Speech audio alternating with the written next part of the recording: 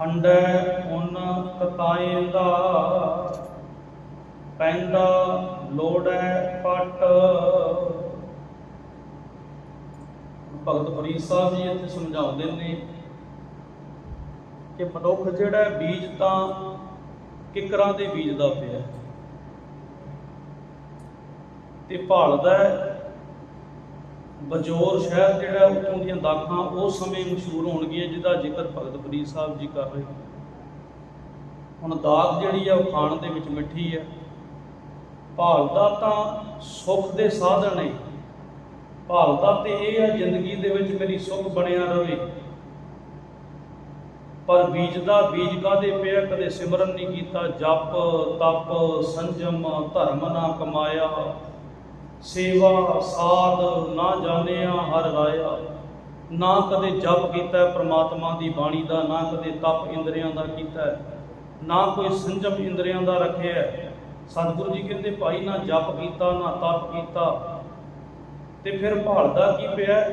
ਉਹ ਪਰਮਾਤਮਾ ਦੇ ਦਰ ਦੇ ਵਿੱਚੋਂ ਕਿ ਮੈਨੂੰ ਸੁੱਖ ਦੀ ਪ੍ਰਾਪਤੀ ਹੋ ਜਾਵੇ। ਹੁਣ ਇੱਥੇ ਜੱਟ ਸ਼ਬਦ ਜਿਹੜਾ ਆਇਆ ਇਹ ਕਿਸੇ ਫਿਰਕੇ ਦੇ ਨਾਲ ਸੰਬੰਧਿਤ ਨਹੀਂ ਕੀਤਾ ਇੱਥੇ ਫਰੀਦ ਸਾਹਿਬ ਜੀ ਨਾਲ। ਭਗਤ ਫਰੀਦ ਸਾਹਿਬ ਜੀ ਬਾਣੀ ਦੇ ਵਿੱਚ ਸਮਝਾਉਂਦੇ ਨੇ, ਕਿਉਂਕਿ ਜਿਹੜਾ ਜ਼ਿਮੀਂਦਾਰ ਹੈ, ਜਿਹੜਾ ਜ਼ਿਮੀਂਦਾਰੀ ਦਾ ਕੰਮ ਕਰਦਾ ਉਹਨੂੰ ਜੱਟ ਕਿਹਾ ਜਾਂਦਾ। ਜਿਵੇਂ ਇੱਕ ਲੋਹਾਰ ਜਿਹੜਾ ਲੋਹੇ ਦਾ ਕੰਮ ਕਰਨ ਵਾਲਾ ਉਹਨੂੰ ਲੋਹਾਰ ਕਿਹਾ ਜਾਂਦਾ, ਸੋਨੇ ਦਾ ਕੰਮ ਕਰਨ ਵਾਲੇ ਨੂੰ ਸੁਨਿਆਰ ਕਿਹਾ ਜਾਂਦਾ। ਇਸ ਤਰ੍ਹਾਂ ਜਿੱਦਾਂ ਦੀ ਉਦਾਹਰਨ ਗੁਰਬਾਣੀ ਵਿੱਚ ਆਈ ਉਦਾਂ ਦਾ ਜ਼ਿਕਰ ਭਗਤ ਸਾਹਿਬ ਜੀ ਉਹਨਾਂ ਨੇ ਬਾਣੀ ਦੇ ਵਿੱਚ ਕੀਤਾ। ਹੁਣ ਇੱਥੇ ਬੀਜਣ ਦੀ ਗੱਲ ਆਈ ਹੈ, ਹੁਣ ਜਿਹੜਾ ਬਜਾਈ ਦਾ ਕੰਮ ਹੈ ਉਹ ਜੱਟ ਕਰਦਾ। ਤੇ ਭਗਤ ਫਰੀਦ ਸਾਹਿਬ ਜੀ ਕਹਿਣ ਲੱਗੇ ਭਾਈ ਮਨੁੱਖ ਜਿਹੜਾ ਹੈ ਨਾ ਇਹਨੇ ਕਦੇ ਚੰਗੇ ਕੰਮ ਨਹੀਂ ਕੀਤੇ, ਤੇ ਚੰਗੇ ਕੰਮ ਜੇ ਕਿੱਕਰ ਦੇ ਬੀਜ ਬੀਜਦਾ ਪਿਆ, ਮਤਾ ਕਰਨ ਭਾਲੇ ਕਿ ਮੈਨੂੰ ਕਿੱਕਰ ਦੇ ਵਿੱਚੋਂ ਜਿਹੜੀਆਂ ਦਾਖਾਂ ਨੇ ਬਜੋਰ ਦੀਆਂ ਮਿਲ ਜਾਣਗੀਆਂ। ਜੇ ਕਿੱਕਰ ਬੀਜਿਆ ਤੇ ਫਿਰ ਕੰਡੇ ਹੀ ਪ੍ਰਾਪਤ ਹੋਣੇ ਨੇ। ਜੇ ਕਦੇ ਬੰਦਗੀ ਨਹੀਂ ਕੀਤੀ, ਜੇ ਕਿਸੇ ਦੇ ਬੱਚਿਆਂ ਨੂੰ ਨਸ਼ੇ ਵਾਲੀ ਸਾਈਡ ਪ੍ਰੇਰਿਆ, ਜੇ ਕਿਸੇ ਦੇ ਬੱਚਿਆਂ ਦਾ ਕੋਈ ਬੁਰਾ ਤੱਕਿਆ, ਮਤ ਜਾਣੀ ਤੇਰੇ ਬੱਚੇ ਵੀ ਜਿਹੜੇ ਨੇ ਉਹ ਸੰਤ ਬਣ ਜਾਣਗੇ ਜਾਂ ਤੇਰੇ ਬੱਚੇ ਵੀ ਗੁਰੂ ਦੇ ਨਾਲ ਜੁੜ ਜਾਣਗੇ।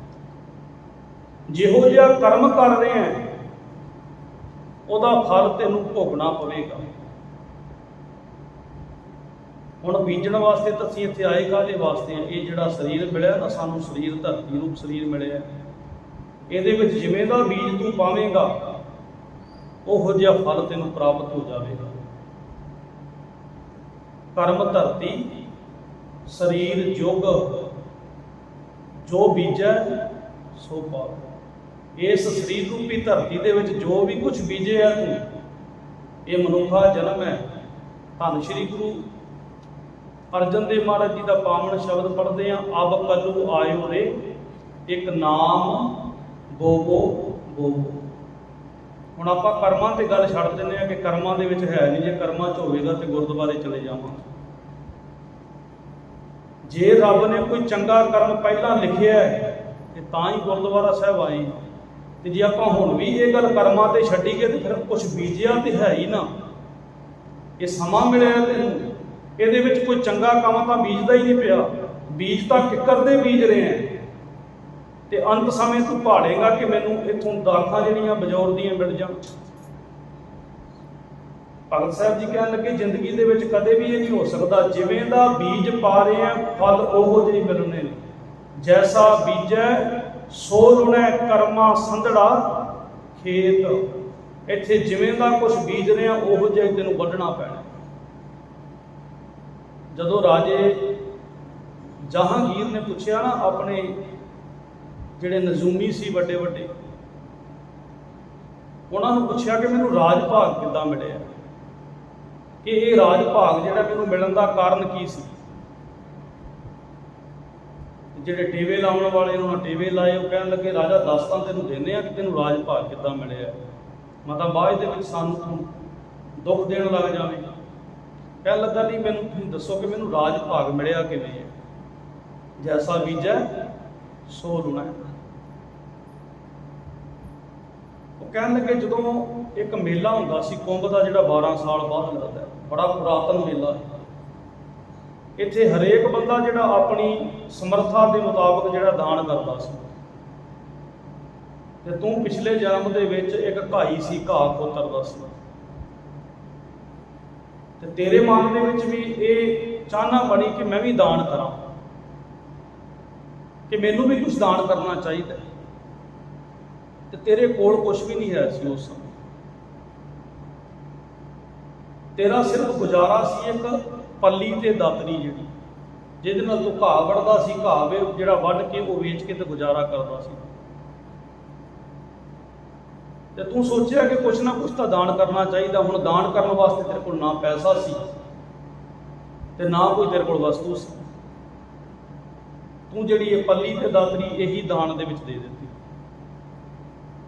ਇਹ ਜਦੋਂ ਦਾਨ ਦੇ ਵਿੱਚ ਦਿੱਤੀ ਤਾਂ ਤੇਰੇ ਕੋਲ ਪੱਲੇ ਤੇਰੇ ਕੁਛ ਵੀ ਨਹੀਂ ਰਿਹਾ ਕਿ ਹੁਣ ਰਾਤ ਨੂੰ ਰੋਟੀ ਖਾਣੀ, ਉਹਦੇ ਵਾਸਤੇ ਕੋਈ ਸਾਧਨ ਵੀ ਤੇਰੇ ਕੋਲ ਨਹੀਂ ਸੀ। ਪਰ ਰੱਬ ਨੇ ਤੇਰੇ ਇਹ ਦਾਨ ਤੋਂ ਖੁਸ਼ ਹੋ ਕੇ ਤੈਨੂੰ ਰਾਜ ਭਾਗ ਦਾ ਦਾਨ ਦਿੱਤਾ ਹੈ। ਇਹਨੂੰ ਕਹਿੰਦੇ ਸਰਬੰਸ ਦਾਨ, ਕੇ ਜੋ ਕੋਲ ਹੋਵੇ ਉਹਨੂੰ ਦਾਨ ਕਰ ਦੇਣਾ। ਜਿਵੇਂ ਅਸੀਂ ਧੰਨ ਸ਼੍ਰੀ ਗੁਰੂ ਗੋਬਿੰਦ ਸਿੰਘ ਮਹਾਰਾਜ ਜੀ ਨੂੰ ਕਹਿੰਦੇ ਨਾ ਕਿ ਸਰਬੰਸ ਦਾਨੀ, ਜੋ ਵੀ ਕੋਲ ਸੀ ਮੇਰੇ ਮਾਲਕ ਨੇ ਸਾਰਾ ਕੁਝ ਸਾਡੇ ਤੋਂ ਹੀ ਲੁਟਾ ਦਿੱਤਾ।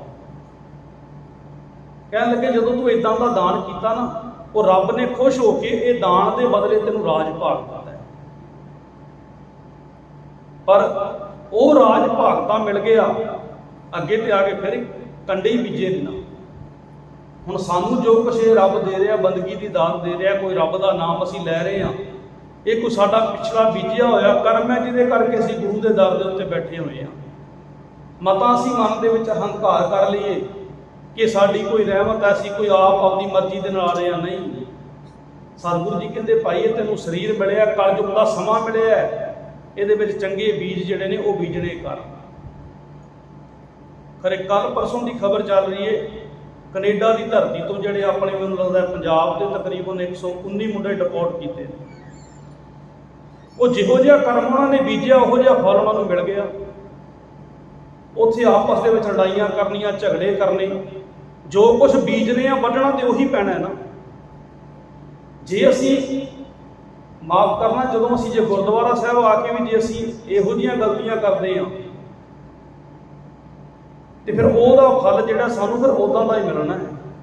ਮਤਾਂ ਇਹ ਅਸੀਂ ਆਖੀਏ ਕਿ ਅਸੀਂ ਗੁਰਦੁਆਰੇ ਇਹ ਕਹਿ ਕੇ ਛੁੱਟ ਜਾਵਾਂਗੇ ਕਿ ਸਾਨੂੰ ਪਤਾ ਨਹੀਂ ਹੈ। ਸਤਿਗੁਰੂ ਜੀ ਕਹਿੰਦੇ ਭਾਈ ਜਿਵੇਂ ਦੇ ਕਰਮ ਕਰ ਰਹੇ ਹੈ ਫਲ ਉਹੋ ਜਿਹਾ ਹੀ ਮਿਲਣਾ, ਕਿਉਂਕਿ ਸਤਿਗੁਰੂ ਜੀ ਬਾਣੀ ਵਿੱਚ ਕਹਿੰਦੇ ਨੇ ਭਾਈ ਜਿਹੜਾ ਕੁਛ ਤੂੰ ਬੀਜ ਰਿਹਾ ਉਹੀ ਤੂੰ ਵੱਢਣਾ ਹੈ। ਇਹ ਆਪਣਾ ਜਿਹੜਾ ਬੀਜ ਹੈ ਇਹ ਸੋਚ ਸਮਝ ਕੇ ਬੀਜੀ ਕਿ ਮੈਂ ਕੱਲ ਨੂੰ ਇਹੀ ਵੱਢਣਾ ਹੈ। ਜੇ ਤੂੰ ਜਪ ਤਪ ਕਰ ਰਿਹਾ ਹੈ, ਪਰਮਾਤਮਾ ਦਾ ਨਾਮ ਜਪ ਰਿਹਾ ਹੈ, ਫਿਰ ਤੈਨੂੰ ਇਹ ਜਪ ਤਪ ਦਾ ਫਲ ਜਿਹੜਾ ਉਹ ਅੱਗੇ ਜਾ ਕੇ ਮਿਲੇਗਾ। ਤੇ ਜੇ ਤੂੰ ਇੱਥੇ ਬੀਜਿਆ ਹੀ ਨਹੀਂ, ਜਪ ਤਪ ਕੀਤਾ ਹੀ ਨਹੀਂ, ਰੱਬ ਦਾ ਨਾਮ ਨਹੀਂ ਜਪਿਆ, ਤੇ ਫਿਰ ਮਤ ਜਾਣੀ ਕਿ ਅੱਗੇ ਜਾ ਕੇ ਤੈਨੂੰ ਸੁੱਖ ਮਿਲ ਜਾਣਗੇ। ਨਾ ਇੱਥੇ ਸੁੱਖ ਹੈ ਨਾ ਅੱਗੇ ਸੁੱਖ ਹੈ। ਤੇ ਸਤਿਗੁਰੂ ਜੀ ਅੱਗੇ ਫਿਰ ਅਗਲੇ ਸ਼ਲੋਕ ਵਿੱਚ ਇਹ ਅਗਲੀ ਪੰਕਤੀ ਵੀ ਸਮਝਾਉਂਦੇ ਨੇ, ਫਰੀਦਾ ਲੋੜੈ ਦਾਖ ਬਿਜੋਰੀਆਂ ਕਿੱਕਰ ਬੀਜਾ ਜੱਟ। ਪਹਿਲੀ ਉਦਾਹਰਨ ਤੇ ਦਿੱਤੀ ਕਿ ਬੀਜ ਕੇ ਕਿੱਕਰ ਤੇ ਭਾਲਦਾ ਦਾਖਾਂ। ਦੂਜੀ ਫਿਰ ਭਗਤ ਸਾਹਿਬ ਜੀ ਉਦਾਹਰਨ ਦਿੰਦੇ ਨੇ, ਹੰਡੈ ਉੱਨ ਕਤਾਇਂਦਾ ਪੈਂਦਾ ਲੋੜੈ ਪੱਟ। ਹੁਣ ਕੱਤਦਾ ਤੇ ਉੱਨ ਪਿਆ, ਕਮਾਈ ਤੇ ਉੱਨ ਦੀ ਕਰ ਰਿਹਾ, ਬਣਾ ਤੇ ਉੱਨ ਦੇ ਜਿਹੜੀਆਂ ਵਸਤੂਆਂ ਰਿਹਾ, ਤੇ ਉੱਨ ਦੇ ਵਿੱਚੋਂ ਜਿਹੜੇ ਸਵਾਦ ਭਾਲਦਾ, ਉੱਨ ਦੇ ਵਿੱਚੋਂ ਜਿਹੜੇ ਸੁੱਖ ਭਾਲਦਾ ਉਹ ਰੇਸ਼ਮ ਦੇ ਭਾਲਦਾ। ਪੱਟ ਕਹਿੰਦੇ ਜੀ ਰੇਸ਼ਮ। ਹੰਡੈ ਉੱਨ ਕਤਾਇਂਦਾ, ਕੱਤਦਾ ਤਾਂ ਉੱਨ ਪਿਆ, ਪੈਂਦਾ ਲੋੜੈ ਪੱਟ। ਹੁਣ ਇਹ ਚਾਹੁੰਦਾ ਕਿ ਮੈਨੂੰ ਇਹ ਉੱਨ ਦੇ ਵਿੱਚੋਂ ਜਿਹੜਾ ਸਵਾਦ ਹੈ, ਜਿਹੜੇ ਮੈਨੂੰ ਉੱਨ ਦੇ ਵਿੱਚੋਂ ਜਿਹੜਾ ਤਨ ਮੇਰੇ ਨੂੰ ਕੋਮਲਤਾਈ ਵਾਲੀ ਜਿਹੜੀ ਹੈ ਇਹ ਰੇਸ਼ਮ ਦਾ ਹੀ ਮਿਲੇ। ਤੇ ਭਗਤ ਸਾਹਿਬ ਜੀ ਕਹਿਣ ਲੱਗੇ ਨਹੀਂ, ਜਿਹੋ ਜਿਹਾ ਕੁਝ ਕਮਾ ਰਹੇ ਆ ਉਹੋ ਜਿਹਾ ਹੀ ਮਿਲਣਾ। ਚੰਗਾ ਬੀਜੇਗਾ ਚੰਗਾ ਮਿਲੇਗਾ, ਮਾੜਾ ਬੀਜੇਗਾ ਮਾੜਾ ਮਿਲੇਗਾ।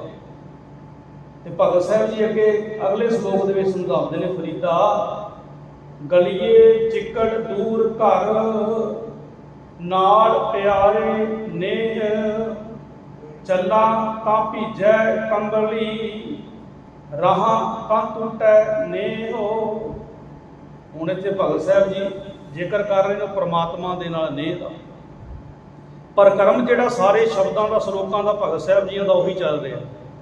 ਕਿਉਂਕਿ ਪਹਿਲਾ ਸ਼ਬਦ ਜਿਹੜਾ ਸ਼ੁਰੂ ਹੋਇਆ ਨਾ, ਆਪਾਂ ਉਸ ਸ਼ਬਦ ਦੀ ਵਿਚਾਰਧਾਰਾ ਨੂੰ ਅੱਗੇ ਲੈ ਕੇ ਚੱਲ ਰਹੇ ਹਾਂ ਕਿ ਪਰਮਾਤਮਾ ਦੇ ਘਰ ਦੀ ਦਰਵੇਸ਼ੀ ਕਮਾਉਣੀ ਬੜੀ ਔਖੀ ਹੈ। ਫਰੀਦਾ ਦਰ ਦਰਵੇਸ਼ੀ ਗਾਖੜੀ ਚੱਲਾਂ ਦੁਨੀਆ ਭੱਤ ਬੰਨ ਉਠਾਈ ਪੋਟੜੀ ਕਿੱਥੈ ਵੰਝਾਂ ਘੱਤ। ਕਿ ਦੁਨੀਆਦਾਰੀ ਦੀ ਪੋਟਲੀ ਜਿਹੜੀ ਉਹ ਛੱਡਣੀ ਪੈਣੀ ਜੇ ਰੱਬ ਦੇ ਘਰ ਦੀ ਦਰਵੇਸ਼ੀ ਨੂੰ ਕਮਾਉਣਾ ਹੈ।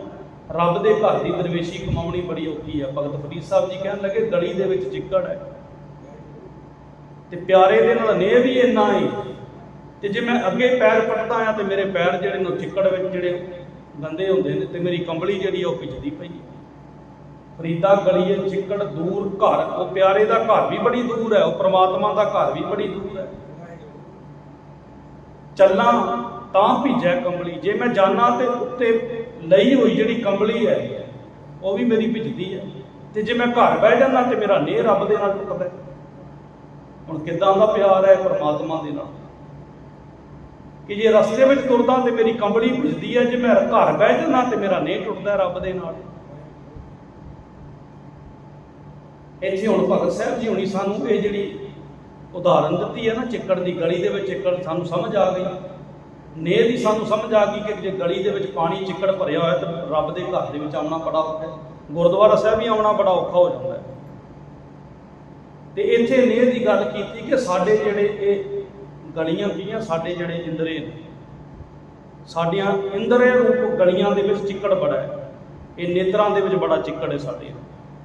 ਇਹ ਪੁਰਾਣੇ ਤਨ ਨੂੰ ਤੱਕਦੀਆਂ ਨੇ, ਪਰਾਏ ਤਨ ਨੂੰ ਤੱਕਦੀਆਂ ਨੇ, ਲੋਕਾਂ ਦੇ ਪਰਾਏ ਧਨ ਨੂੰ ਤੱਕੀ ਜਾ ਰਹੀਆਂ ਨੇ। ਇਹਨਾਂ ਨੂੰ ਸਮਝ ਨਹੀਂ ਆਈ। ਇਹ ਕੰਨਾਂ ਦੇ ਵਿੱਚ ਸਾਡੇ ਚਿੱਕੜ ਹੈ, ਕੰਨ ਰੂਪੀ ਜਿਹੜੀਆਂ ਗਲੀਆਂ ਦੇ ਵਿੱਚ ਚਿੱਕੜ ਪਿਆ ਹੋਇਆ ਹੈ। ਇਹ ਰੱਬ ਦਾ ਨਾਮ ਸੁਣ ਕੇ ਖੁਸ਼ ਨਹੀਂ ਹੁੰਦੇ। ਗੰਦਨ ਵੈਣ ਸੁਣੈ ਉਰਝਾਵੈ, ਇਹ ਗੰਦੇ ਗੀਤ ਸੁਣ ਕੇ ਕੰਨ ਜਿਹੜੇ ਨੇ ਖੁਸ਼ ਹੁੰਦੇ ਆ, ਰੱਬ ਦਾ ਨਾਮ ਸੁਣ ਕੇ ਖੁਸ਼ ਨਹੀਂ ਹੁੰਦੇ। ਜ਼ਬਾਨ ਜਿਹੜੀ ਹੈ ਇਹ ਚੁਗਲੀਆਂ ਕਰਕੇ ਖੁਸ਼ ਹੁੰਦੀ ਹੈ, ਰੱਬ ਦੀ ਬੰਦਗੀ ਕਰਕੇ ਖੁਸ਼ ਨਹੀਂ ਹੁੰਦੀ, ਚਿੱਕੜ ਹੈ। ਤੇ ਪਿਆਰੇ ਦੇ ਨਾਲ ਨੇਹ ਵੀ ਰੱਖਣਾ ਚਾਹੁੰਦਾ ਤੇ ਚਿੱਕੜ ਜਿਹੜਾ ਉਹ ਵੀ ਨਹੀਂ ਛੱਡਣਾ ਚਾਹੁੰਦਾ। ਧੰਨ ਸ਼੍ਰੀ ਗੁਰੂ ਨਾਨਕ ਦੇਵ ਮਹਾਰਾਜ ਜੀ ਜਦੋਂ ਗੁਰਤਾ ਗੱਦੀ ਤੇ ਬਿਰਾਜਮਾਨ ਸੀ ਨਾ ਜੀ, ਤੇ ਭਾਈ ਲਹਿਣੇ ਦੀ ਸੇਵਾ ਬੜੀ ਸੀ। ਭਾਈ ਲਹਿਣੇ ਨੇ 7 ਸਾਲ ਗੁਰੂ ਨਾਨਕ ਦੇ ਦਰ ਦੇ ਉੱਤੇ ਸੇਵਾ ਨੂੰ ਕਮਾਇਆ। ਤੇ ਜਦੋਂ ਗੁਰਤਾ ਗੱਦੀ ਦੀ ਦਾਤ ਮੇਰੇ ਮਾਲਕ ਨੇ ਦਿੱਤੀ ਨਾ, ਭਾਈ ਲਹਿਣੇ ਤੋਂ ਗੁਰੂ ਅੰਗਦ ਬਣਾਇਆ ਆਪਣੇ ਅੰਗ ਨਾਲ ਲਾ ਕੇ। ਤੇ ਹੁਣ ਭਾਈ ਲਹਿਣੇ ਦਾ ਗੁਰੂ ਅੰਗਦ ਦਾ ਪਿਆਰ ਕਿੰਨਾ ਸੀ ਗੁਰੂ ਨਾਨਕ ਦੇਵ ਮਹਾਰਾਜ ਜੀ ਦੇ ਨਾਲ। ਨੇਹ ਦੀ ਮਿਸਾਲ ਜਿਹੜੀ ਪਹਿਲੀ ਗੁਰਬਾਣੀ ਦੇ ਵਿੱਚ ਮਿਲਦੀ ਹੈ ਨਾ ਜੀ, ਤੇ ਧੰਨ ਸ਼੍ਰੀ ਗੁਰੂ ਨਾਨਕ ਦੇਵ ਮਹਾਰਾਜ ਜਦੋਂ ਭਾਈ ਲਹਿਣੇ ਨੂੰ ਕਿਹਾ ਨਾ, ਭਾਈ ਗੁਰੂ ਅੰਗਦ ਦੇਵ ਮਹਾਰਾਜ ਜੀ ਨੂੰ, ਕਿ ਤੁਸੀਂ ਹੁਣ ਗੁਰੂ ਨਾਨਕ ਦੀ ਘਰ ਦੀ ਜੋਤ, ਉਸ ਅਕਾਲ ਪੁਰਖ ਦੀ ਜੋਤ ਦੇ ਵਾਰਸ ਬਣੇ ਹੋ ਤੇ ਆਪਣੇ ਮੁਖ ਤੋਂ ਕੁਛ ਉਚਾਰਨ ਕਰੋ। ਤੇ ਧੰਨ ਸ਼੍ਰੀ ਗੁਰੂ ਅੰਗਦ ਦੇਵ ਮਹਾਰਾਜ ਜੀ ਦਾ ਪਹਿਲਾ ਬਚਨ ਸੀ, ਜਿਸ ਪਿਆਰੇ ਸਿਉ ਨੇਹ। ਨੇਹ ਮੈਨੇ ਹੁੰਦਾ ਜੀ ਪਿਆਰ।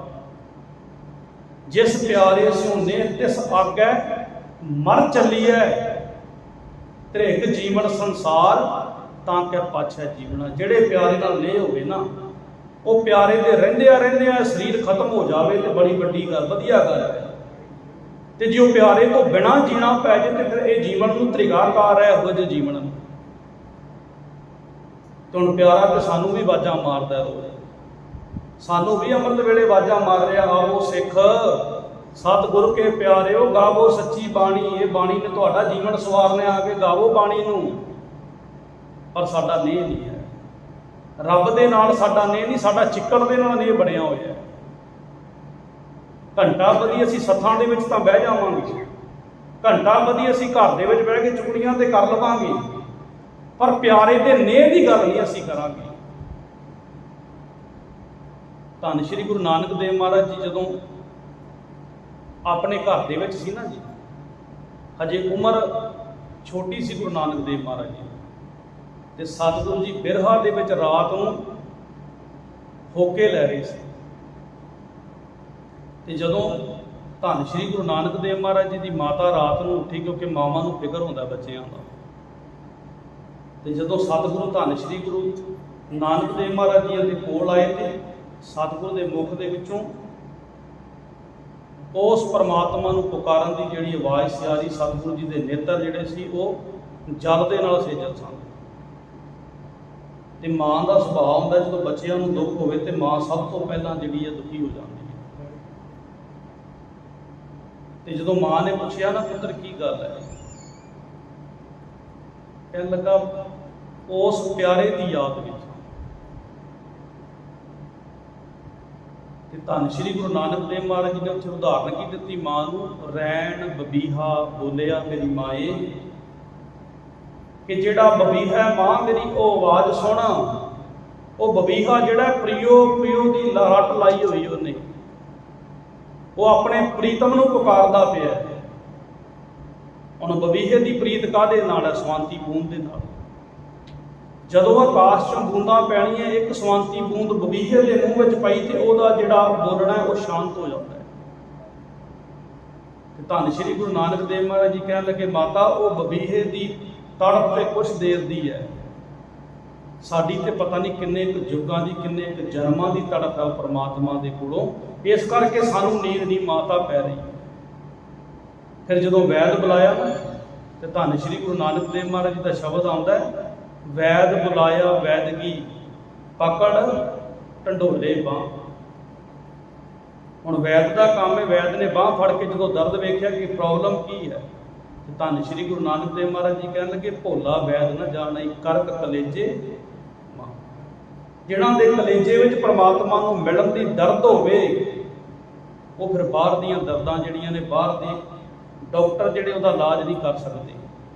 ਇਸ ਕਰਕੇ ਦੁਨੀਆ ਦੇ ਲੋਕ ਚਿੱਕੜ ਰੂਪ ਬਹੁਤ ਨਿੰਦਦੇ ਨੇ। ਗੁਰੂ ਘਰ ਦੇ ਵਿੱਚ ਬੰਦਾ ਆਉਣਾ 4 ਦਿਨ ਸ਼ੁਰੂ ਕਰ ਦੇਵੇ, ਦੁਨੀਆ ਦੇ ਲੋਕ ਕਹਿੰਦੇ ਨੇ ਬੜਾ ਗਿਆਨੀ ਬਣ ਗਿਆ। ਪਰ ਭਗਤ ਸਾਹਿਬ ਜੀ ਕਹਿੰਦੇ ਉਹ ਚਿੱਕੜ ਨੂੰ ਤੈਨੂੰ ਛੱਡਣਾ ਪਵੇਗਾ। ਇਹ ਨਾ ਸਮਝ ਕੇ ਦੁਨੀਆ ਦੇ ਲੋਕ ਕੀ ਕਹਿਣਗੇ। ਦੁਨੀਆ ਦੀ ਲੋਕ ਲਾਜ ਤੋਂ ਉੱਪਰ ਉੱਠ ਕੇ ਤੈਨੂੰ ਰੱਬ ਦੀ ਬੰਦਗੀ ਕਰਨੀ ਪਵੇਗੀ, ਜੇ ਤੇਰਾ ਪਿਆਰੇ ਦੇ ਨਾਲ ਨਹੀਂ ਹੈ। ਨਹੀਂ ਤੇ ਦੁਨੀਆ ਦੇ ਵਿੱਚ ਅਸੀਂ ਉਦਾਹਰਨਾਂ ਦੇਖਦੇ ਹਾਂ, ਜਿਹੜਾ ਆਪ ਨਹੀਂ ਨਾ ਕੁਝ ਕਰ ਸਕਦਾ, ਆਪ ਨਾ ਦੇ ਚਰੂ ਭਰ ਪਾਣੀ ਤੇ ਨਿੰਦਾ ਜੇ ਗੰਗਾ ਆਂਦੀ। ਆਪ ਤੇ ਕਿਸੇ ਨੂੰ ਇੱਕ ਚੁਲੀ ਪਾਣੀ ਦੀ ਪਿਆਈ ਨਹੀਂ ਹੈ। ਨਿੰਦਦਾ ਉਹਨਾਂ ਨੂੰ ਪਿਆਏ ਜਿਨ੍ਹਾਂ ਨੇ ਗੰਗਾ ਤੱਕ ਬੁਲਾ ਦਿੱਤੀ, ਜਿਨ੍ਹਾਂ ਨੇ ਗੰਗਾ ਨੂੰ ਪ੍ਰਗਟ ਕਰ ਦਿੱਤਾ। ਨਿੰਦਦਾ ਉਹਨਾਂ ਨੂੰ ਪਿਆਏ। ਤੇ ਭਗਤ ਸਾਹਿਬ ਜੀ ਕਹਿੰਦੇ ਇਸ ਕਰਕੇ ਉਹ ਚਿੱਕੜ ਤੋਂ ਨਾ ਡਰ। ਦੁਨੀਆ ਦੇ ਲੋਕ ਉਦਾਹਰਨ ਦਿੰਦੇ ਨੇ, ਫਲਾਣਾ ਬੰਦਾ ਅੰਮ੍ਰਿਤ ਛਕ ਕੇ ਕੰਮ ਕਰਦਾ ਪਿਆ, ਫਲਾਣਾ ਇਹ ਕਰਦਾ ਪਿਆ, ਉਹਦਾ ਨੇਹ ਨਹੀਂ ਸੀ ਤਾਂ ਕਰਦਾ ਪਿਆ। ਤੂੰ ਗੱਲ ਨੇਹ ਵਾਲਿਆਂ ਦੀ ਕਰ ਜਿਨ੍ਹਾਂ ਦਾ ਨੇਹ ਸੀ ਰੱਬ ਦੇ ਨਾਲ। ਉਹਨਾਂ ਨੇ ਬੰਦ ਤਾਂ ਕਟਵਾ ਲਿਆ, ਪਰ ਆਪਣੀ ਪ੍ਰੇਮ ਦੇ ਵਿੱਚ, ਆਪਣੇ ਮੁਰਸ਼ਦ ਦੇ ਪ੍ਰੇਮ ਦੇ ਵਿੱਚ ਫਰਕ ਨਹੀਂ ਆਉਣ ਦਿੱਤਾ। ਆਰੇ ਦੇ ਨਾਲ ਤਾਂ 2 ਟੋਟੇ ਹੋ ਗਏ, ਪਰ ਤਨ ਦੇ ਵਿੱਚੋਂ ਜਪਜੀ ਸਾਹਿਬ ਦੀਆਂ ਆਵਾਜ਼ਾਂ ਆ ਰਹੀਆਂ, ਉਹ ਪਿਆਰੇ ਦੇ ਨਾਲ ਨਹੀਂ ਸੀ। ਉਹਨਾਂ ਦੀ ਉਦਾਹਰਨ ਦੇ ਕੇ ਦੇਖ ਕਦੇ। ਸਰੀਰਾਂ ਦੇ ਵਿੱਚੋਂ ਜਮੂਰਾਂ ਦੇ ਨਾਲ ਮਾਸ ਨੋਚਿਆ ਜਾ ਰਿਹਾ, ਉੱਤਰ ਦਾ ਕਲੇਜਾ ਸਾਹਮਣੇ ਕੱਢਿਆ ਜਾ ਰਿਹਾ, ਪਿਆਰੇ ਨਾਲ ਨਹੀਂ ਟੁੱਟ ਰਿਹਾ। ਆਪਾਂ ਉਦਾਹਰਨ ਲੈਂਦੇ ਹਾਂ ਜਿਹੜਾ ਜੀਵਨ ਦੇ ਵਿੱਚ ਡਿੱਗ ਚੁੱਕਾ ਹੈ, ਜਿਹੜਾ ਜੀਵਨ 'ਚ ਡਿੱਗਿਆ ਹੋਇਆ, ਉਹਦੀ ਉਦਾਹਰਨ ਦੇ ਕੇ ਆਪਾਂ ਗੱਲ ਕਰਦੇ ਹਾਂ, ਫਲਾਣਾ ਦੇ ਕੇ ਡਿੱਗਿਆ ਪਿਆ। ਕਦੇ ਜੀਵਨ ਵਾਲਿਆਂ ਦੀ ਵੀ ਉਦਾਹਰਨ ਲਿਆ ਕਿ ਉਹਨਾਂ ਨੇ ਰੱਬ ਦੇ ਨਾਲ ਕਿਵੇਂ ਦਾ ਨੇਹ ਕਮਾਇਆ। ਜਦੋਂ ਤੂੰ ਜੀਵਨ ਵਾਲਿਆਂ ਦੀ, ਬੰਦਗੀ ਵਾਲਿਆਂ ਦੀ ਉਦਾਹਰਨ ਲੈ ਕੇ ਚੱਲੇਗਾ, ਤੇਰੇ ਜੀਵਨ ਨੂੰ ਤਰਾਸ ਮਿਲੇਗੀ, ਤੈਨੂੰ ਜੀਵਨ ਜਿਉਣ ਦਾ ਪਤਾ ਲੱਗੇਗਾ। ਤੇ ਜੇ ਆਪਦਿਆਂ ਤੋਂ ਨੀਵਿਆਂ ਨੂੰ ਹੀ ਵੇਖੀ ਗਿਆ, ਸਤਿਗੁਰੂ ਜੀ ਕਹਿੰਦੇ ਐਸਾ ਕੰਮ ਮੂਲੇ ਨਾ ਕੀਚੈ ਜਿਤ ਅੰਤ ਪਛਤਾਈਐ। ਇਹੋ ਜਿਹਾ ਕੰਮ ਭੁੱਲ ਕੇ ਵੀ ਨਾ ਕਰ ਜਿਹੜਾ ਤੈਨੂੰ ਅੰਤ ਸਮੇਂ ਪਛਤਾਉਣਾ ਪਵੇ। ਤੇ ਅਗਲੇ ਸ਼ਲੋਕ ਦੇ ਵਿੱਚ ਭਗਤ ਸਾਹਿਬ ਜੀ ਕਹਿਣ ਲੱਗੇ, ਭੀਜੋ ਸੀਜੋ ਕੰਬਲੀ ਅੱਲਾਹ ਵਰਸੈ ਮੇਹੋ, ਜਾਏ ਮਿਲਾਂ ਤਿਨਾ ਸੱਜਣਾ ਟੁੱਟੋ ਨਾਹੀ ਨੇਹੋ। ਭਿੱਜੋ ਸਿੱਜੋ ਕੰਬਲੀ, ਕਹਿਣ ਲੱਗੇ ਕੰਬਲੀ ਭਿੱਜਦੀ ਹੈ ਤਾਂ ਭਿੱਜ ਜਾਵੇ, ਕਿਉਂਕਿ ਗਲੀ ਦੇ ਵਿੱਚ ਚਿੱਕੜ ਹੈ। ਭਾਵੇਂ ਚਿੱਕੜ ਜੋ ਮਰਜ਼ੀ ਮੇਰਾ ਵਿਗਾੜਨਾ ਹੈ ਵਿਗਾੜ ਲਵੇ, ਪਰ ਮੈਂ ਪਿਆਰੇ ਦੇ ਨਾਲ ਨਹੀਂ ਛੱਡਾਂਗਾ। ਭਿੱਜੋ ਸਿੱਜੋ ਕੰਬਲੀ ਅੱਲਾ ਵਰਸੈ ਮੇਹ, ਜਿੰਨਾ ਮਰਜ਼ੀ ਮੀਂਹ ਜਿਹੜਾ ਵਰਸੀ ਜਾਵੇ। ਜਾਏ ਮਿਲਾਂ ਤਿਨਾ ਸੱਜਣਾ, ਮੈਂ ਤੇ ਉਹ ਸੱਜਣਾ ਨੂੰ, ਪਿਆਰੇ ਨੂੰ ਜਿਹੜਾ ਉਹ ਮਿਲਾਂਗਾ। ਟੁੱਟੋ ਨਾਹੀ ਨੇਹ, ਮੇਰਾ ਨੇਹ ਨਹੀਂ ਰੱਬ ਦੇ ਨਾਲ ਕਰਨਾ ਚਾਹੀਦਾ। ਦੁਨੀਆ ਦੀ ਲੋਕ ਲਾਜ ਦੀ ਮੈਨੂੰ ਪਰਵਾਹ ਨਹੀਂ ਹੈ। ਭਾਈ ਲੰਗਾਹ ਜੀ ਹੋਏ ਨੇ ਧੰਨ ਸ਼੍ਰੀ ਗੁਰੂ ਅਮਰਦਾਸ ਮਹਾਰਾਜ ਜੀਆਂ ਦੇ ਸਮੇਂ ਦੇ ਸਿੱਖ। ਧੰਨ ਸ਼੍ਰੀ ਗੁਰੂ ਅਮਰਦਾਸ ਜੀ ਵਾਸਤੇ ਰੋਜ਼ ਉਹ ਦਹੀਂ ਦੀ ਸੇਵਾ ਕਰਦੇ ਸਨ। ਦਹੀਂ ਲੈ ਕੇ ਆਉਂਦੇ ਸਨ ਤੇ ਸਤਿਗੁਰੂ ਜੀ ਜਿਹੜੀ ਖਿਚੜੀ ਸੀ ਉਹ ਦਹੀਂ ਦੇ ਨਾਲ ਹੀ ਖਾਂਦੇ ਸਨ। ਸਵੇਰੇ ਅੰਮ੍ਰਿਤ ਵੇਲੇ ਭਾਈ ਲੰਗਾਹ ਦੀ ਲਿਆਂਦੀ, ਤੇ ਭਾਈ ਲੰਗਾਹ ਦੀ ਇੱਕ ਲੱਤ ਜਿਹੜੀ ਸੀ ਉਹ ਨਹੀਂ ਸੀ, ਲੱਤ ਤੇ ਜਿਹੜਾ ਲੱਤ ਸੀ ਉਹ ਪੂਰੀ ਕੰਮ ਨਹੀਂ ਸੀ ਕਰਦੀ ਤੇ ਘੋੜੀਆਂ ਦੇ ਨਾਲ ਤੁਰਦੇ ਸਨ। ਤੇ ਪਿਆਰੇ ਦੇ ਨਾਲ ਨੇ ਇਦਾਂ ਦਾ ਸੀ, ਅੰਮ੍ਰਿਤ ਵੇਲੇ ਸਵੇਰੇ ਆਉਣਾ ਹੀ ਆਉਣਾ ਗੁਰੂ ਸਾਹਿਬ ਵਾਸਤੇ ਦਹੀਂ ਲੈ ਕੇ, ਭਾਵੇਂ ਜਿੰਨਾ ਮਰਜ਼ੀ ਚਿੱਕੜ ਹੋਵੇ, ਜੋ ਮਰਜ਼ੀ ਹੋਵੇ। ਇੱਕ ਦਿਨ ਇੰਨੀ ਬਾਰਿਸ਼ ਪੈ ਰਹੀ ਹੈ ਤੇ ਦੁਨੀਆ ਦੇ ਲੋਕ ਤੇ ਰੋਕਣ ਨੂੰ ਆਉਂਦੇ ਨੇ ਨਾ, ਤੁਸੀਂ ਗੁਰਦੁਆਰਾ ਸਾਹਿਬ ਤੁਰੋ 4 ਦਿਨ ਤੁਰੋ, ਤੁਹਾਨੂੰ ਤੁਹਾਡੇ ਹਾਣੀ ਮੋੜਨ ਆ ਜਾਣਗੇ। ਕਿੱਧਰ ਜਾਣਾ? ਚਲੋ ਸਾਡੇ ਨਾਲ ਚਲੋ, ਪੱਬਾਂ 'ਚ ਚਲੋ, ਕਲੱਬਾਂ 'ਚ ਚਲੋ, ਜਿੱਥੇ ਅਸੀਂ ਜਾਣਾ ਸਾਡੇ ਨਾਲ ਚਲੋ। ਤੇ ਭਾਈ ਲਗਾ ਜਦੋਂ ਘਰ ਤੋਂ ਤੁਰਿਆ ਤੇ ਥੋੜਾ ਜਿਹਾ ਅੱਗੇ ਆਇਆ, ਤਲਵੰਡੀ ਚੌਧਰੀਆਂ ਦੀ ਪੈਂਦੀ ਹੈ। ਇੱਕ ਚੌਧਰੀ ਜਿਹੜਾ ਉਹਨੇ ਨਾਲੇ ਤੇ ਮਜ਼ਾਕ ਕੀਤਾ, ਨਾਲੇ ਜਿਹੜੀ ਟੌਂਟ ਸੀ ਉਹ ਧੰਨ ਸ਼੍ਰੀ ਗੁਰੂ ਅਮਰਦਾਸ ਮਹਾਰਾਜ ਜੀ ਨੂੰ ਮਾਰੀ ਕਿ ਜਿਹੜੇ ਗੁਰੂ ਕੋਲ ਜਾਣਾ ਤੇਰੀ ਲੱਤ ਤਾਂ ਠੀਕ ਕਰ ਨਹੀਂ ਸਕਿਆ ਤੇ ਰੋਜ਼ ਤੂੰ ਚੁੱਕ ਕੇ ਦਹੀਂ ਦਾ ਕਟੋਰਾ ਜਿਹੜਾ ਗੁਰੂ ਦੇ ਦਰ ਤੇ ਭੱਜਾ ਜਾਂਦਾ। ਕੱਲਾ ਇਹ ਸ਼ਬਦ ਨਹੀਂ ਵਰਤੇ, ਨਾਲ ਜਿਹੜੀ ਉਹਦੀ ਘੋੜੀ ਉਹ ਵੀ ਖੋਹ ਕੇ ਪਰਾਂ ਸੱਟ ਦਿੱਤੀ। ਹੁਣ ਵਿਚਾਰਾ ਇੱਕ ਲੱਤ ਦੇ ਨਾਲ ਪਹਿਲਾਂ ਰਿੜ ਕੇ ਜਾ ਕੇ ਉਹਨੇ ਘੋੜੀ ਚੱਕੀ ਤੇ ਉਧਰ ਧੰਨ ਸ਼੍ਰੀ ਗੁਰੂ ਅਮਰਦਾਸ ਮਹਾਰਾਜ ਜੀ ਬੈਠੇ ਨੇ, ਸੰਗਤਾਂ ਸਾਰੀਆਂ ਲੰਗਰ 'ਚ ਬੈਠੀਆਂ ਨੇ। ਸਤਿਗੁਰੂ ਜੀ ਨੂੰ ਸੰਗਤਾਂ ਕਹਿ ਰਹੀਆਂ ਕਿ ਸਤਿਗੁਰੂ ਜੀ ਦਹੀਂ ਅਸੀਂ ਲਿਆ ਦਿੰਦੇ ਹਾਂ ਕਿ ਤੁਸੀਂ ਪ੍ਰਸ਼ਾਦਾ ਛਕ ਲਓ, ਤੁਸੀਂ ਜਿਹੜੀ ਇਹ ਖਿਚੜੀ ਛਕ ਲਓ ਤਾਂ ਸੰਗਤ ਪ੍ਰਸ਼ਾਦਾ ਛਕੇਗੀ। ਹੁਣ ਨੇ ਇੱਕ ਸਾਈਡ ਦਾ ਨੇ ਨਹੀਂ ਸੀ, ਤੁਸੀਂ ਪਿਆਰੇ ਨਾਲ ਨੇ ਕਰਦੇ ਹੋ ਤੇ ਰੱਬ ਵੀ ਤੁਹਾਡੇ ਨਾਲ ਨੇ ਕਰਦਾ ਹੈ। ਚਰਨ ਸ਼ਰਨ ਗੁਰ ਏਕ ਪੈਂਡਾ ਜਾਏ ਚਲ, ਸਤਿਗੁਰ ਕੋਟ ਪੈਂਡਾ ਆਗੇ ਹੋਏ ਲੇਤ ਹੈ। ਤੂੰ ਇੱਕ ਕਦਮ ਗੁਰੂ ਘਰ ਵੱਲ ਚੱਲ, ਤੈਨੂੰ ਸਤਿਗੁਰੂ ਕਰੋੜਾਂ ਕਦਮ ਅੱਗੋਂ ਲੈਣ ਵਾਸਤੇ ਆਵੇਗਾ। ਇੱਧਰ ਸਤਿਗੁਰੂ ਜੀ ਜੋ ਸੰਗਤ ਕਹਿ ਰਹੀ ਕਿ ਸਤਿਗੁਰੂ ਜੀ ਖਿਚੜੀ ਛਕ ਲਓ, ਸਤਿਗੁਰੂ ਜੀ ਕਹਿਣ ਲੱਗੇ ਕੋਈ ਨਹੀਂ, ਸਮਾਂ ਅਜੇ ਸਿੱਖ ਆਵੇਗਾ ਸਭਾ। ਉਹ ਵਿਚਾਰਾ ਡਿੱਗਦਾ ਢੇਂਦਾ ਜਦੋਂ ਸਤਿਗੁਰੂ ਦੇ ਦਰ ਤੇ ਪਹੁੰਚਿਆ, ਸਾਰੀ ਦਾਸਤਾਨ ਦੱਸੀ। ਮੇਰਾ ਮਾਲਕ ਨੀਚੋਂ ਕੂਚ ਕਰਨ ਵਾਲਾ ਹੈ, ਮੇਰਾ ਮਾਲਕ ਹਰੇਕ ਦਾਤ ਬਖਸ਼ਣ ਵਾਲਾ ਹੈ। ਦੁਨੀਆ ਦੇ ਲੋਕ ਤੁਹਾਨੂੰ ਬੜਾ ਰੋਕਣਗੇ, ਪਰ ਜੇ ਨੇਹ ਗੁਰੂ ਦੇ ਨਾਲ ਬਣ ਗਿਆ ਫਿਰ ਤੁਹਾਨੂੰ ਵੱਡੇ ਵੱਡੇ ਪਰਬਤ ਵੀ ਨਹੀਂ ਰੋਕ ਸਕਦੇ। ਧੰਨ ਸ਼੍ਰੀ ਗੁਰੂ ਨਾਨਕ ਦੇਵ ਮਹਾਰਾਜ ਨੇ ਦੁਨੀਆ ਦਾ ਭ੍ਰਮਣ ਕੀਤਾ ਹੈ, ਵੱਡੀਆਂ ਤਾਕਤਾਂ ਵੀ ਗੁਰੂ ਨਾਨਕ ਦੇ ਅੱਗੇ ਝੁਕ ਗਈਆਂ। ਸਮੇਂ ਦੇ ਵੱਡੇ ਰਾਜੇ ਜਿਹੜੇ ਸੀ, ਬਾਬਰ ਵਰਗੇ, ਉਹਨਾਂ ਨੂੰ ਵੀ ਝੁਕਣਾ ਪਿਆ। ਜਦੋਂ ਤੁਸੀਂ ਪਿਆਰੇ ਦੇ ਨਾਲ ਨੇਹ ਕਰਦੇ ਹੋ ਫਿਰ ਪਿਆਰਾ ਤੁਹਾਡੇ ਨਾਲ ਰਹਿੰਦੇ, ਤੁਹਾਡੇ ਸਵਾਸਾਂ ਤੱਕ ਪਿਆਰਾ ਨਾਲ ਹੁੰਦਾ ਹੈ। ਤੇ ਜਦੋਂ ਸਵਾਸ ਇਸ ਸਰੀਰ ਵਿੱਚੋਂ ਚਲੇ ਜਾਂਦੇ ਉਦੋਂ ਵੀ ਉਹ ਰੱਬ ਤੁਹਾਡੇ ਨਾਲ ਹੀ ਰਹਿੰਦਾ। ਇਸ ਕਰਕੇ ਗੁਰੂ ਕਿਰਪਾ ਕਰੇ ਸਾਡਾ ਪਿਆਰ ਨਾਲ ਪਰਮਾਤਮਾ ਦੇ ਨਾਲ ਟੁੱਟੇ। ਭਗਤ ਸਾਹਿਬ ਜੀ ਕਹਿੰਦੇ ਕੰਬਲੀ ਸਾਡੀ ਭਿੱਜਣੀ ਪਵੇਂ ਭਿੱਜ ਜਾਵੇ, ਪਰ ਮੇਰਾ ਪਿਆਰੇ ਦੇ ਨਾਲ ਨੇਹ ਨਾ ਟੁੱਟੇ। ਸਤਿਗੁਰੂ ਜੀ ਬਾਣੀ ਵਿੱਚ ਬੜੀ ਜਗ੍ਹਾ ਸਮਝਾਉਂਦੇ ਨੇ, ਸਮੁੰਦ ਸਾਗਰ ਹੋਵੇ ਮੁਖਾਰਾ, ਗੁਰ ਸਿੱਖ ਲੰਘ ਗੁਰੂ ਪੈ ਜਾਈ, ਪਾਣੀ ਬਰਫ਼ ਕੱਕਰ ਵਰਸੈ, ਗੁਰ ਸਿੱਖ ਗੁਰ ਦੇਖਣ ਜਾਈ। ਜਿਹਨਾਂ ਦਾ ਪਿਆਰ ਗੁਰੂ ਦੇ ਨਾਲ ਬਣ ਜਾਂਦਾ ਹੈ ਉਹ ਫਿਰ ਗੁਰੂ ਦੇ ਦਰ ਦੇ ਉੱਤੇ ਆ ਕੇ ਖੁਸ਼ੀਆਂ ਦੀ ਦਾਤ ਲੈਂਦੇ ਨੇ। ਗੁਰੂ ਦੇ ਨਾਲ ਮਿਲ ਕੇ, ਉਸ ਪਿਆਰੇ ਦੇ ਨਾਲ ਮਿਲ ਕੇ ਪਿਆਰੇ ਦੇ ਦੇਹ ਨੂੰ ਕਮਾਉਂਦੇ ਨੇ। ਗੁਰੂ ਕਿਰਪਾ ਕਰੇ। ਪਾਵਨ ਸ਼ਬਦ ਦੀ ਵਿਚਾਰ ਕਰਦੇ ਹਾਂ। ਇੱਕ ਨਹੀਂ